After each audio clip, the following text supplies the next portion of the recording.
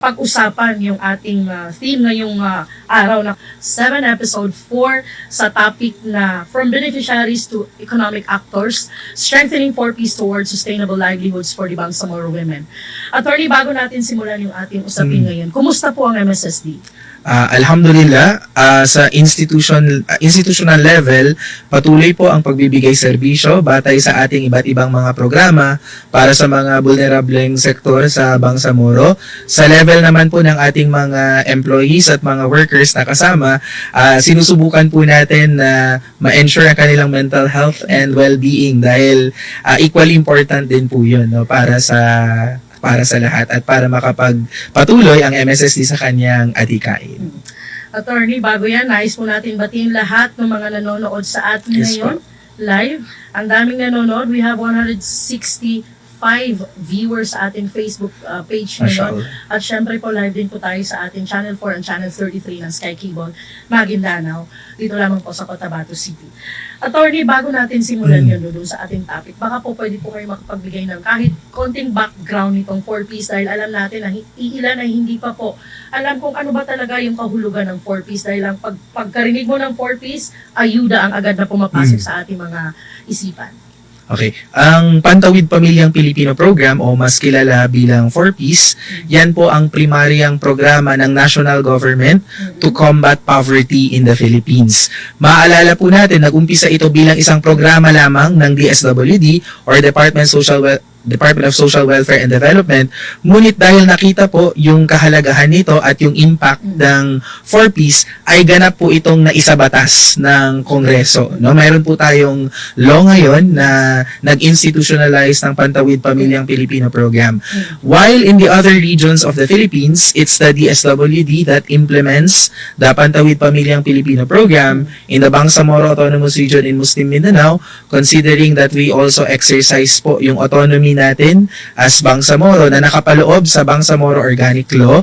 Ang MSSD po na ang Bangsamoro Government through the Ministry of Social Services and Development ang nag-i-implement o nagpapatupad po ng 4Ps dito sa ating. And maganda pong pag-usapan na siguro mas mapalalim pa natin mamaya na tama po yung nabanggitin nyo, hindi lamang ayuda ang 4Ps. Meron po tayong tinatawag na conditionalities, kaya nga po conditional cash transfer may kinalaman po sa edukasyon, sa health and nutrition, and sa family development na rin po.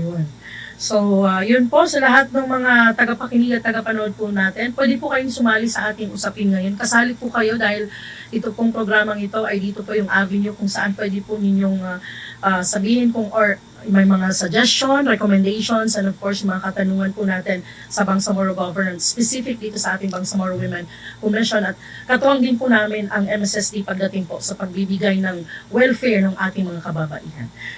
Okay, sa lahat ng mga 4Ps beneficiaries, tutukan lamang po, Attorney. Yes. Kumusta naman po yung ating mga 4Ps beneficiaries? Alhamdulillah, tinanong ko rin po ang ating mga kasamahan, lalo na po ang ating regional focal person para sa 4Ps. Shoutout po kay Ma'am Sen Sinsuat. Kalakhan po ng ating natatanggap na feedback mula sa ating mga beneficiaries po ay positibo. No?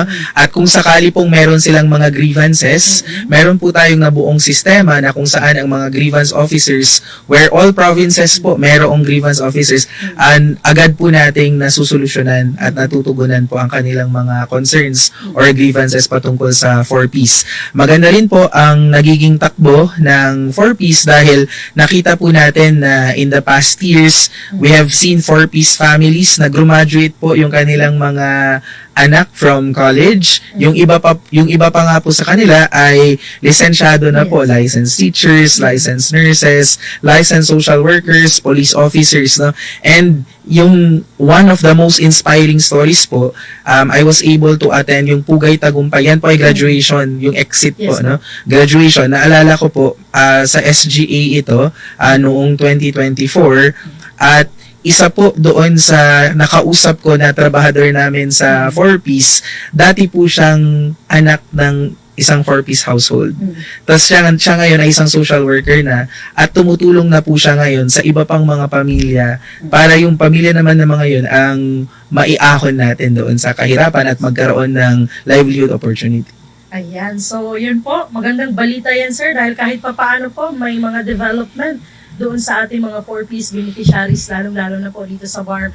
At yun po, yung napakagandang balita na narinig po natin, yung mga successful or inspiring stories ng ating mga beneficiaries no, pagdating sa kanilang pamilya. Lalong-lalo na sa mga anak nila na nakapagtapos.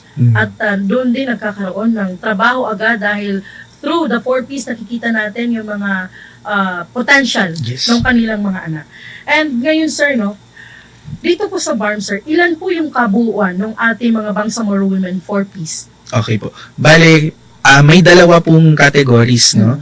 Yung grantees, ibig sabihin sila po yung direktang nakakatanggap ng benefits, no? Yung sa cash grants. Pero meron din pong bilang ng kababaihan na miyembro po ng pamilya. Sa lahat-lahat po, suma total, grantees plus yung mga family members sa buong BARM, 355,687 po. Ngayon, yung grantees lamang po, ibig sabihin, yung mismong mga female heads of their households, nasa 109,204 po sila. Ilan po bang households sa ngayon ang aktibo dito sa BARM? 132,000 households. So, isipin po natin, sa 132,000 active households, 109,000 po ay female-headed households. May sinasabi po itong numero na ito sa atin. Una, pwede nating tingnan na positibo. Maganda po, ibig sabihin, natatarget po talaga natin yung vulnerabilities lalo na po ng mga female-headed households. Ibig sabihin, 82.5% no, ng ating mga active households sa 4-piece ay female-headed households. Ngunit, sa pangalawa, no, like sa kabilang banda, makikita rin po natin ito pag tiningnan natin na it also tells us that among the poorest of the poor, the most vulnerable of all households are usually female-headed. Na? Kasi kumbaga, alam po natin in a patriarchal society, mas merong access sa livelihood opportunities ang mga kalalakihan. So, isang patunay po ito. It's something that we are trying to address. It's something that we are trying to change. But the numbers and the data tell us that among the poorest of the poor, it's really the female-headed households that are more insecure. That's why we are very happy po na mayroong mga programa katulad ng 4-piece para po matulungan talaga ng gobyerno ang mga pamilyang ito. Yes. And sir, nais lang po natin iklaro yung grantees, pati yung ating mga households ay magkaiba po yan. Bali po, ganito. Yes. Pag sinabi po nating household, may grantee po. Yes. May isang grantee, no? Ayun. So, sa household po, pag households ang binilang natin, 132,000 ang households na active. Yung number ko po kanina na 355,687, yan po ang bilang ng lahat ng kababaihan.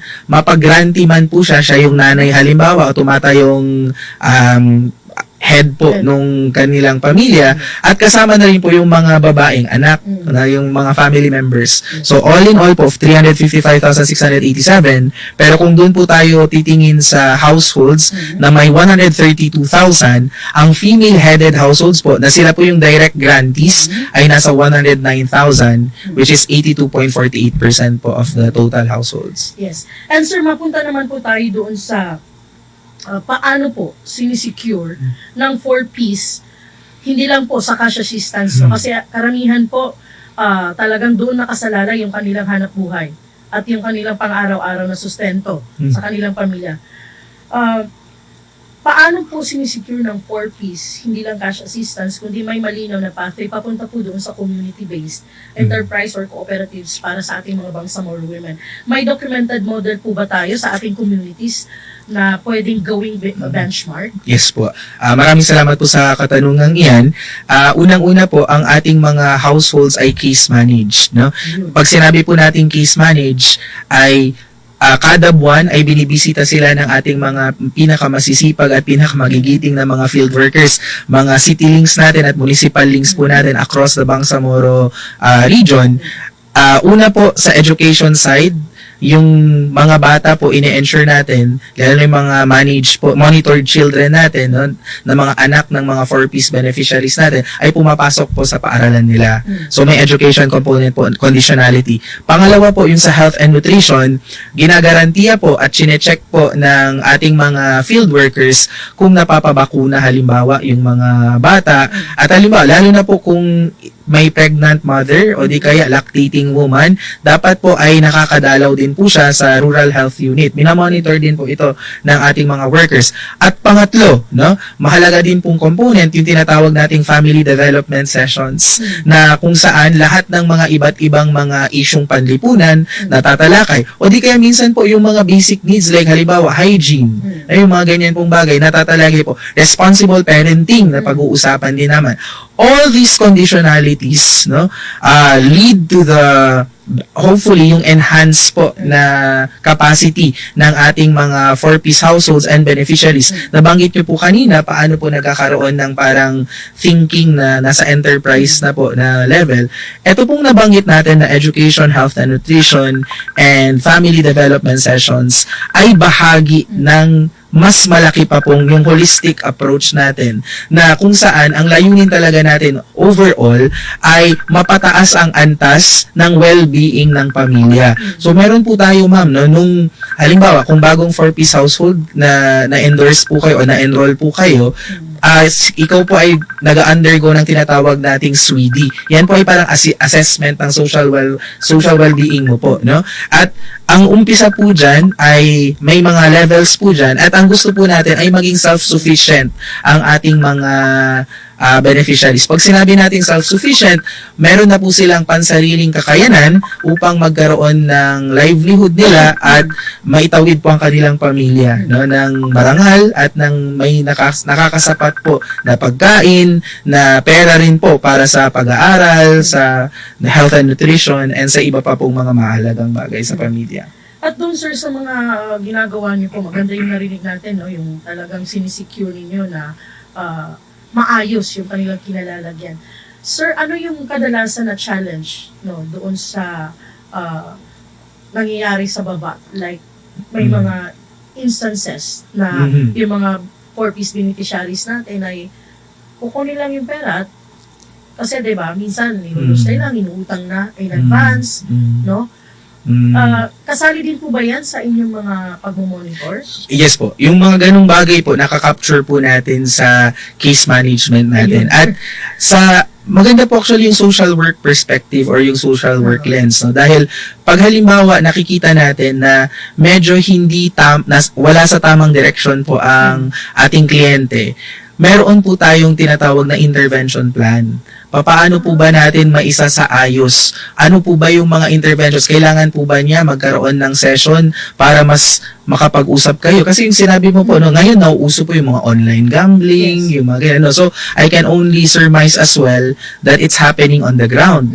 Pero dahil po sa ating mga social workers, nakikita nila yung mga ganitong mga issues na re-report sa kanila, at ito po ay agad natutugunan doon sa intervention plan, kasama po doon sa case management, no, ng ating mga households. Yes. At sir, sa lahat po ng ating mga tagapanood at tagapakinig, ang daming nanonood sa ating ngayon. Nasa 231 views na tayo, sir. At interesting kasi yung topic regarding sa 4Ps.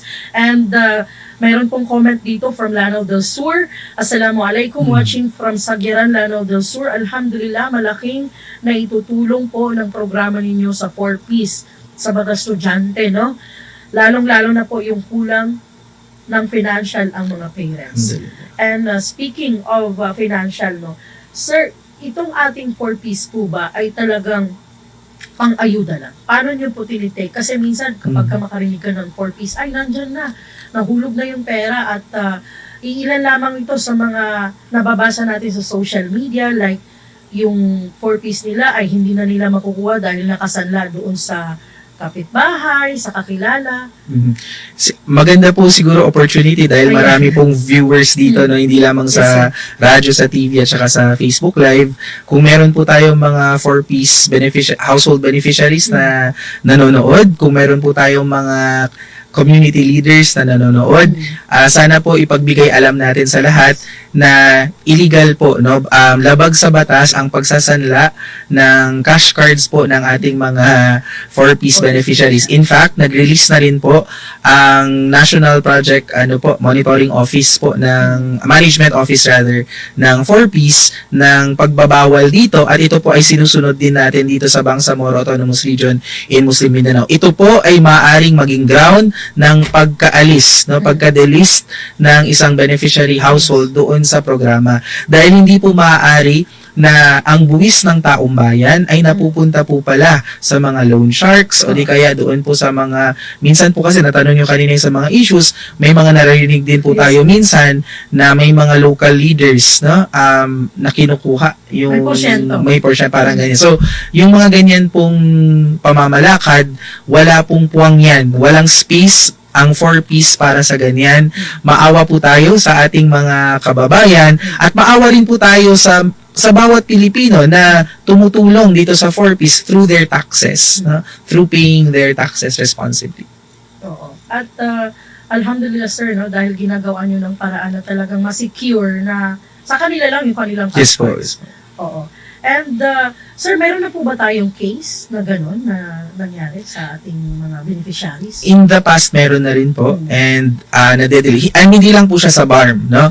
Across the Philippines, across the Philippines, may mga similar po na mga cases and nare-recommend po for the listing yung mga ganong situation. Pero before that, meron pong masusing na investigasyon. Halimbawa, kasi pwede rin po na hindi naman kasalanan ng beneficiary, no? So iniimbestigahan natin kasi not all cases stem from the wrongdoing or possible wrongdoing of the beneficiary. It's also possible may corrupt na isang leader, no, etc. ganyan. So in those instances, nagkakaroon po tayo ng investigasyon at meron pong katuwang ang ating mga beneficiaries. Nandyan po ang kanilang municipal links. Meron din po tayo, ma'am, yung part po ng empowerment and participation na isa sa pillars ng women, peace, and security natin. No? Yung ating mga 4Ps households po, meron po tayong tinatawag na parent leaders. Yes. So, beneficiaries din po sila, pero sila po yung mga parent leaders sa kanya-kanya nilang mga community. O di kaya. So, may parte din po yun. Kasama rin po sila ng mga municipal links upang mapatupad ng maayos ang programa. Yes. And mabuhay yung ating mga municipal links, no? Yung mga Yes, city links po natin dahil yan po yung katuwang ng ating mga 4Ps beneficiaries at nagga-guide sa ating mga beneficiaries, no? Alhamdulillah at mabuhay po kayo at syempre sa ating mga nanonood at nakikinig sa atin ngayon, sir, shout out po sa inyong lahat. Thank you very much sa almost 300 viewers natin sa Facebook page and sa lahat ng nanonood sa atin sa Sky Cable Maguindanao Channel 4, Channel 33 at syempre po sa ating radio, no, 105.3. Maraming salamat po. And shout out po sa lahat ng mga MSSD staff na nanonood. Si Ma'am Bay Fajar Muhammad, si Ma'am Faida Insana, of course, si Ma'am Sandy Makakuha. Maraming salamat po sa inyong panonood at pakikinig. Sir, mapunta naman po tayo doon sa mekanismo, no? Ano po yung mga mekanismo po na ginagawa or para masigurong participatory po yung ating planning process doon sa ating mga 4Ps beneficiaries at paano din po nakakasali yung ating mga 4Ps mothers sa pag-design ng kasi nasasabi niyo po kanina kasali din po yung family development, especially sa livelihood, sir, no? Mga livelihood intervention sa mga barangay o sa mga munisipyo po. Sa family development sessions po, i-clarify din po natin. Bawat household po yun talagang napupuntahan ng ating mga municipal links upang mapag-usapan yung mga mahalagang issue o di kaya even po yung knowledge for information about laws. Like halimbawa po, RA 9262, na pag-uusapan po yan. At malaking bahagi po o mekanismo itong Pantawid Pamilyang Pilipino program, even for example doon po sa protection ng kababaihan, dahil alam po natin sa RA 9262 may role din po ang barangay. So kasama po yan sila. Mayroon pong mga community participative na mga activities po natin na kung saan ay kasama at lumalahok ang ating mga household beneficiaries. At pinalawak pa po natin ang magiging participatory governance po, katulad po nung paglagda natin ng Joint Memorandum Circular circular nitong week lamang po with the Ministry of the Interior and Local Government na kung saan saklaw po ang provincial governments, municipal governments, and even barangay governments po kung ano po yung maitutulong nila doon sa pag-implementa ng Pantawid Pamilyang Pilipino program. Nais ko rin pong bigyan diin katulad nung nasabi ko kanina, no, paano ba sila nakakapag-participate. Kalakhan ng ating parent leaders po ay kababaihan. So, ibig sabihin, kung pagpaplano pa yan ng intervention plans, pagpaplano pa yan ng barangay level or community level ng mga engagements and activities, sila po ay nakakausap direkta at nahihingi po natin ang kanilang mga opinion dahil sila po ang mas nakakakilala doon sa kanilang communities. Ma'am, may hindi po ako nabanggit kanina kasi nagtanong po kayo about kung may mga modelo po na pwedeng ma-benchmark. Meron po kaming dalawang magandang examples po. Sa Basilan, meron po tayo yung mga Yakan weavers, yung mga women weavers po, no? Nasuportahan po ito ng Pantawid Pamilyang Pilipino program at ngayon po ay malaki na po yung business nila doon sa yung livelihood enterprise po nila doon sa kabilang sila doon sa mga beneficiaries. May mga 4-piece households po tayo. Kasama rin po sa WAO, sa Lanao del Sur, meron naman po tayong group na organized na mga kababaihan po. Kasi kasama din po yan sa mga methods po ng social work, no? Yung community organizing, no? Na kung saan sa WAO naman po, yung sa beads po. Kasi part po ng cultural parang art po ng mga kapatid nating Maranao, yung bead making. So pag nakita po natin yung mga tela po nila tinatahian po nila ng mga beads. No? So mayroon din po tayong na-organize na grupo ng kababaihan sa WAO Lanao del Sur na gumagawa nito. Bukod pa rito ma'am, meron din pong partnership with the MBHTE, Ministry of Basic Higher Technical Education, particular yung TESD. So meron na rin po tayong mga households po na kung saan sila po ay nakatanggap ng training mula sa TESD para po itong training magagamit nila sa kanilang pangkabuhayan. And magandang balita yan sir dahil may mga pwede sila ma-benchmark regarding po doon sa mga livelihoods and mabuhay po ang mga Yakan members natin. At syempre po yung mga kasamahan natin na kababaihan dyan sa WAO Lanao del Sur. Yes, magagaling din po yan sila sir. No? Sir, dito po sa ating administration ngayon, no?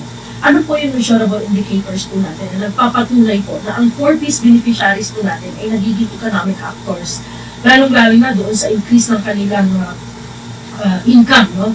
At yung mga registered enterprises natin, yung cooperative membership group po natin. Una po doon sa sinabi natin na ano ba ang mga objective indicators, balikan ko lamang po na kanina nung napaliwanag ko po yung konsepto ng SWIDI na kung saan layunin natin through a series po of questions po doon sa interview natin, no, makikita natin kung ano yung antas ng kabuhayan nila. So, sa 2025 po, last year lamang, meron pong 6,734 households ang umabot sa level 3, yung self-sufficient. So yan po ay isang objective indicator. Kaya nag-graduate na rin po sila, candidate for graduation na po sila, na itong 6,734 households, and every year po ay meron din pong mga gumagraduate sa 4-piece. At hindi po basta-basta po nating pinapakawalan itong mga 4-piece households natin. Meron din pong transition period before their exit. 6 months po ito na period na kung saan na-intensify din po natin ang kanilang mga access sa iba-ibang partners ng MSSD. Hindi lamang po kasi mga government institutions ang partners ng MSSD. Meron po tayong mga partnerships halimbawa with RCBC, no, and other mga bangko po na kung saan meron pong access ang ating mga 4-piece beneficiaries halimbawa for a possible loan or credit po para sa kanilang kabuhayan, no, to support their livelihood. So at pinapalaki pa at pinapalawak pa po natin itong mga iba't ibang partnerships. No, meron pong mga nagtatrabaho dyan, ang ating mga IPDO doon po sa regional office, meron pong partnerships sa government agencies, partnerships po sa mga private enterprises.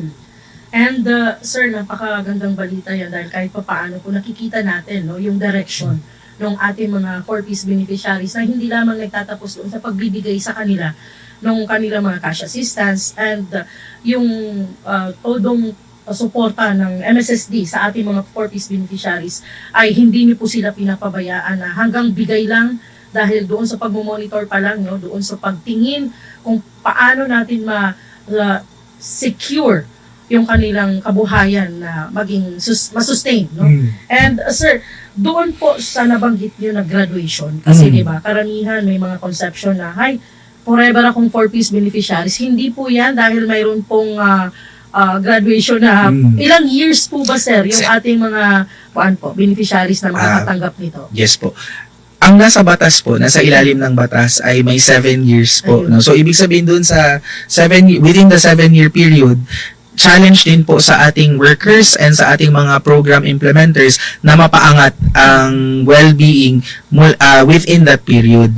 However, aware din po tayo na meron pong pagbabalangkas sa ngayon, meron pong current discussions na baka dapat po tanggalin yung period na 7 years and instead gawin pong yung SWIDI indicator, yung level of well-being, ang maging basis kung pwede nang graduate from 4Ps. So, again, ang nakasaad sa batas po is may 7-year period at may gumagraduate na po tayo because of this provision, no, because of this clause, pero there are still ongoing discussions if there is a need to revise or amend the law and make it, for example, or the provision should be instead based on the level of well-being of the households if qualified na talaga silang mag-exit or mag-graduate from the programs.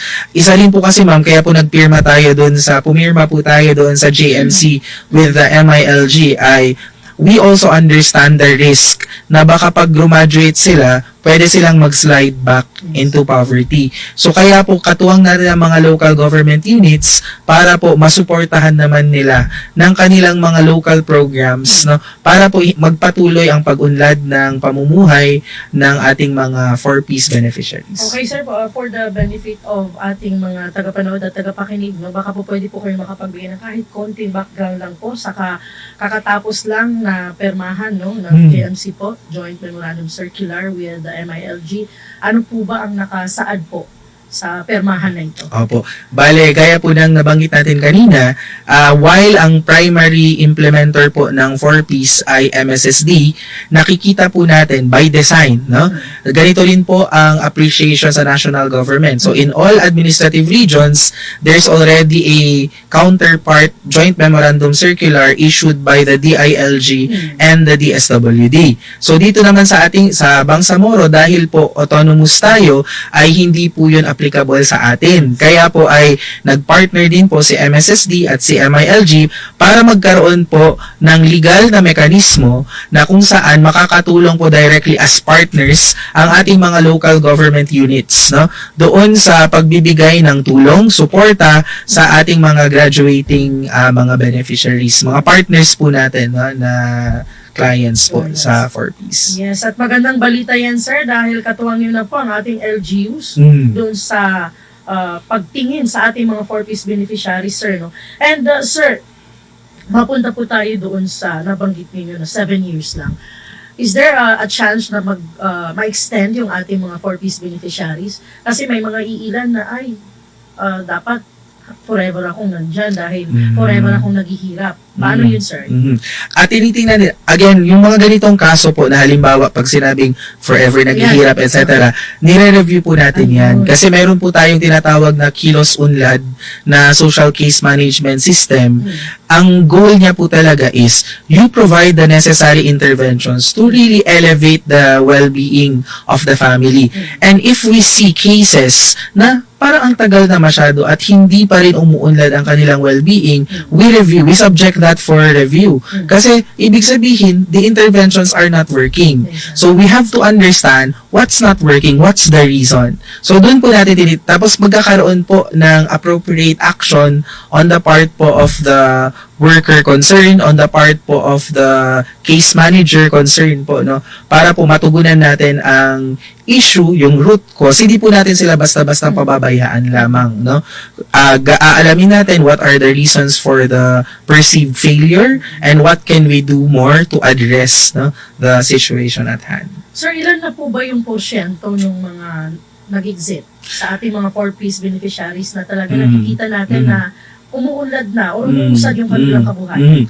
Kung maalala po yung sinabi ko kanina na noong 2025 nasa 6,734 ang nag-exit po, no. Pero pag tiningnan po natin kalakhan pa rin po, no, in the last time po na nakausap ko ang ating mga kasamahan sa 4Ps, majority pa rin po talaga ay nasa level 1 or level 2 pa rin. Level 3 po kasi yung pang-exit, yung sa self-sufficiency. So ibig sabihin po nito ay kailangan pa po ma-enhance ang ating mga interventions. Tinitingnan na rin po natin siya, maraming angles Una, meron po bang kakulangan sa case management dahil sa kakulangan sa trabahador or sa employees? And nakita po natin na isa sa mga issues sa 4Ps ay marami pong mga nagre-resign dahil in the past po, contract of service yung kanilang arrangement. So, alhamdulillah sa pagtutulong-tulong po ng Bangsamoro government, si Minister Raisa Jajuri po talagang nakipaglaban din po para dito at sumuporta po ang ating Office of the Chief Minister, si ating Chief Minister Sammy Makakuwa, at tumulong din po ang ating mga kapatid sa MFBM, si Minister Bides Pakasem, at dahil po sa tulong nila ay nag-undergo na po tayo ngayon ng regularization na magiging contractual employees na po, government employees na po ang ating mga kapatid sa 4Ps na nag-i-implement sa 4Ps. Isa po yan sa nakikita natin na hindi lamang po tulong sa ating mga workers, pero ultimately magbe-benefit din po ang ating mga households dahil ibig sabihin nun may katiyakan na po sa trabaho ng mga bumibisita sa kanila, nakakatuwang nila at nakakasama nila sa pag-implement nitong Pantawid Pamilyang Pilipino program. No? Pangalawa, katulad ng nasabi ko po, baka po like nung nag-visit po sa Tawi-Tawi yung mga national counterparts natin from the other regions, nakita rin po na mayroong opportunity to improve our linkages with the local government units and with other stakeholders, community stakeholders. Kaya po, katulad ng ginawa natin sa MILG, nakipagpirmahan tayo doon sa JMC. May legal basis na po ngayon. Ang ating worker pwede na pong pumunta doon sa LGU at mayroon na po siyang dala-dala at panghahawakan na dapat tumulong ang LGU. Exactly. Hindi na po siya optional, no? Alhamdulillah. Magandang balita yan, sir. At doon naman po tayo sa ano po ba yung exit strategy po ni MSSD po, no? Para po matiyak na hindi babalik yung ating mga dependency, lalong-lalo na yung mga beneficiaries natin na once na ma-phase out sila sa 4Ps, talagang mamumroblema sila dahil yun na nga, mapuputol na yung kanilang sustento. Doon po sa exit strategy, nabanggit ko po yung sa Kilos Unlad na we have to make sure that those who will exit are really ready for the life doon sa pagwala na po sila sa 4Ps. Ibig sabihin, self-sufficient na po sila. Pangalawa, dahil nga po may time period na 7 years under the law, ang MSSD po, Ministry of Social Services and Development, ay may iba pa pong, alhamdulillah, na funded po ng ating Bangsamoro government and ang ating mga Bangsamoro people po. No? Meron din po tayong mga programa katulad ng Unlad Pamilyang Bangsamoro. Ito naman po, MSSD program naman po. No? Meron din po tayong Sustainable Livelihood Program na kung saan sila po ay nabibigyan ng seed capital para pwedeng mamuhunan, mag-umpisa ng kanilang business. So isa din po yun, ma'am, sa ginagawa ng MSSD. Bukod pa rin, ma'am, halimbawa lamang, para matiyak na hindi mapupunta sa pag-o-hospital or pag yung mga emergency ganyan, yung grants na nare-receive, nakaka-access din po ang ating 4Ps household sa ibang mga programa ng MSSD gaya ng B-Cares. So ito po ay nagbibigay po tayo ng mga medical assistance, no, ng hospital assistance, so on and so forth sa ating mga beneficiaries. So all of these ecosystems po ay create natin para makatulong din po sa kanila. Meron din po, even last year, almost 4,000 po na 4Ps exiting beneficiaries natin ay nakatanggap ng 15,000 pesos each na livelihood assistance para sa seed capital po nila sa Sustainable Livelihood Program. At ito pong nabanggit ko po na, liba, Unlad Pamilyang Bangsamoro, etc. Bago po sila bigyan ng seed capital, may training component po yun, ma'am. Tinutulungan sila paano mag-budget, mag-credit debit, para nga mag-balance, no? Ano yung mga businesses. Nililink po natin, katuwang natin ang MAFAR. Pag halimbawa po, may kinalaman sa agriculture, ang kanilang katuwang po natin iba-ibang mga MTIT, na iba-ibang mga ministries doon sa training po ng ating mga beneficiaries. Yes, at maganda yun sir, no? Dahil hindi nyo po pinapabayaan yung ating mga 4-piece beneficiaries doon sa pag-exit nila. At Yes, sir, yung sinabi nyo po na kilos unlad, ano po yung napapaloob dito? Kasi baka po taka yung ating mga ano yes po. itong kilos unlad? Meron din po ba itong cash assistance? Ayun. Yung Kilos Unlad, ito po yung Social Case Management System. Okay, take note po. Social Case Management System. Yes po. Bale, ibig sabihin po, ito yung binanggit ko po kanina na may case management bawat household. Ibig sabihin po nito ay may isang worker na nakatutok sa kalagayan ng household. Tinitingnan po natin ano ba ang kondisyon ng isang pamilya, ano ba ang mga nangyayari doon sa pamilya, at based on these circumstances, ano po ba yung mga mainam na interventions para matulungan sila sa pag-angat sa well-being. At doon pa lang nakikita natin kung ano yung mga kinakailangan nilang, like for instance, sir, yung training, Yes po, yes yung po. capacity building, doon sa kilos unlad. Yes po. No, sa exit ito, sir, no? Exit nung ating Actually po, mga- kahit hindi po Kahit sila, yes. kumbaga, Kahit hindi pa nag-graduate. yes po. Kumbaga, lahat po ng households natin ay sumasailalim po doon sa Kilos Unlad po na case management system. Pero yung pag-exit, based din po doon, no, sa system na yun. Sir, meron po bang long-term na community-based monitoring system po, no, doon sa paano po sinusukat sa long-term economic mobility doon sa ating mga bangsamoro women na beneficiaries po after ng 4-piece? Ang understanding ko po is, in our meetings with the SWD officials, there are different efforts po, no? Kasi ang owner pa rin po ng program is the DSWD. So, while alhamdulillah, because MSSD po ang nag-implement dito sa BARM, ay yung mga nuances natin sa BARM ay na-address natin. Pero the program design is still with the DSWD. There have been multiple partnerships entered into by the DSWD, various parties po, to monitor, to evaluate, and to assess yung impact, yung long-term impacts po ng 4Ps, no, Pantawid Pamilyang Pilipina program. Doon po sa, nabanggit niyo po yung community-based monitoring system, meron din po ma'am, dahil ito po ay naisabatas din, meron din pong layunin or goal mo, may goal din po na in the future, CBMS data po ang gagamitin para doon sa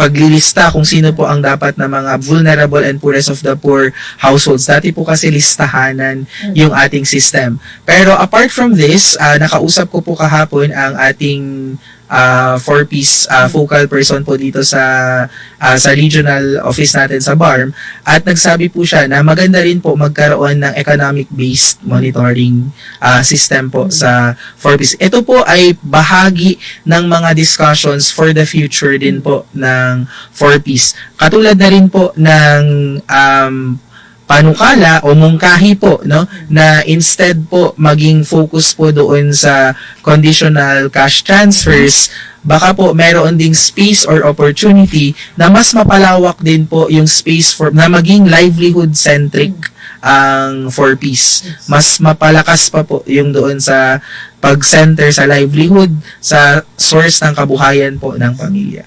Ayun. And alhamdulillah sir, no, dito sa monitoring makikita natin yung status kung papaano at ano na yung kalagayan ng ating mga 4-piece beneficiaries. Ang oras po natin, it's 10:57, ang bilis ng oras, at may nagtanong dito sir, baka pwede natin ma-entertain, no? May nag-text, kumusta daw po yung mga 4-piece beneficiaries ng Sulu?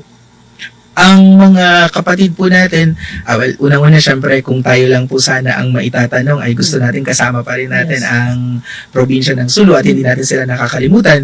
Sila po ay kinuha na po ng yung implementation po sa Sulu, nasa DSWD Field Office 9 na po. Ang nag-start po last year dahil nga po alinsunod doon sa Supreme Court decision po ay sila na po nag-i-implement. However, doon po sa exit strategy, nandun pa po kasi si MSSD Sulu sa ngayon, no?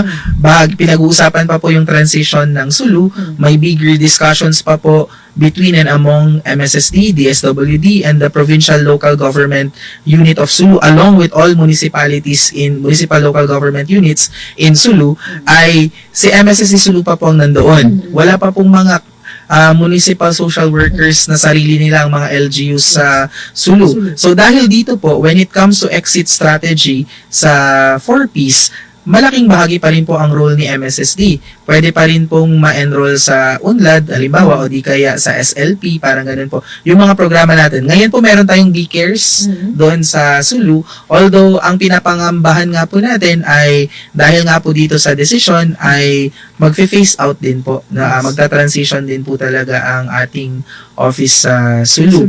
Ang pinag-aaralan na lang po ngayon ng mangilan-ngilan nating mga mambabata sa BARM, mangilan-ngilan din mga leaders sa BARM, no, kabilang na rin po tayo doon sa nag-uusap, ay ano po ba ang klaseng suporta or assistance na pwede pa nating mabigay, gayon under the law sila na po ay Bangsamoro outside communities po.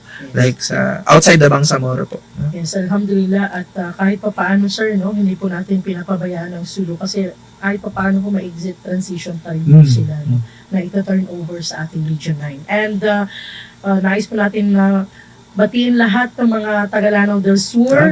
Nagtutok talaga sila, sir. No? We have still 200 plus viewers dito sa ating live streaming. And may nag-comment po, ang Pantawid Pamilyang Pilipino program ay hindi lamang po nagbibigay ng financial assistance sa amin ng mga 4Ps beneficiaries, kundi tumutulong din po sa edukasyon, kalusugan, at paghubog ng responsableng magulang with the help of Family Development Session or FDS. At pagpapaunlad ng kabuhayan upang makaahon po ang pamilya sa kahirapan. So maraming salamat po sa mga nag-comment. Tagalanaw del Sur po ito, si Ma'am Rahma Genar. Maraming salamat po for watching at nakatutok po sila ngayon, sir, sa Basulta na napapanood po tayo ngayon, no, sa Basulta, no, lahat ng mga taga-Tawi-Tawi, of course, MSU Lanao del Sur, MSU Maguindanao at Cotabato State University. At sa lahat ng mga estudyante ni sir na nakikinig po sa atin ngayon, maraming salamat po sa inyong panonood at pag-antawid. Please like and share ang ating Facebook live streaming ng ating Bangsamoro Women Commission. At maraming salamat din po, no, nakatutok din po ang ating mga kasamahan from BWC and MSSD. Hello po, Ma'am Faida Ainsana and Ma'am Nor Ainita. Maraming salamat po for watching. Assalamualaikum, watching from Barangay Sungod, Lanao del Sur, from Sagera. Nakakatulong po ang Pantawid Pamilyang Pilipino sa mga mahihirap, lalong-lalo na po sa may mga maraming anak na nag-aaral at nakakatulong din po sa financial problem. At marami ka rin po ditong matututunan. Maraming salamat sa inyo dahil marami kayong natulungan na kagaya naming mahihirap. And watching from Lanao del Sur again, and of course from Basilan, si Ma'am Hazar Ahmad. Ramadan Mubarak, maraming salamat po. Ang daming, hindi ko na po kayang isa-isahin ang inyong mga komento at mga magpapabati po, no, sa ating mga tagapanood. Ayan po, maraming salamat po sa lahat ng ating mga nanonood at tagapakinig. Sir, dahil konti na lang yung ating oras, mapunta po tayo doon sa policy perspective. No? Yes po, ma'am. Sir, mayroon po ba kayo or ano po yung mga proposed amendments or enhancements po para po sa pag-implement ng 4Ps dito sa BARM para mas maging livelihood-centered kaysa purely social protection? Dun sa economic side, gaya ng nasabi natin, ay may mga steps na po ngayon or discussions para halimbawa ma-incorporate doon sa program design, yung pagiging livelihood-centric niya.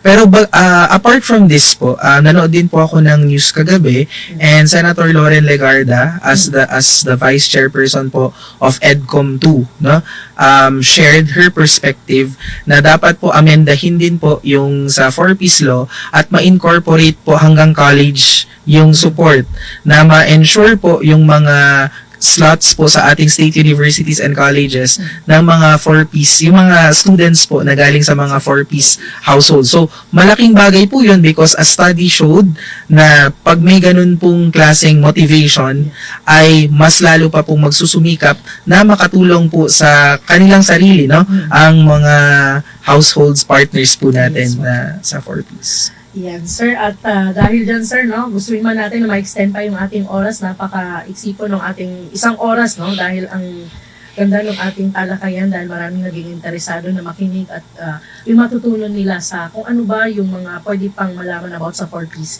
And sir, bago tayo magpaalam sa ating episode at magbibigay pa po tayo ng katanungan sa inyong mga sa ating mga tagapanood, no, dahil may prize po or papremyo po ang ating City Councilor, Ma'am Bay Shalimar Candao. Shout out po sa inyo, Ma'am Bay Shalimar Candao, City Councilor po ng Cotabato, no.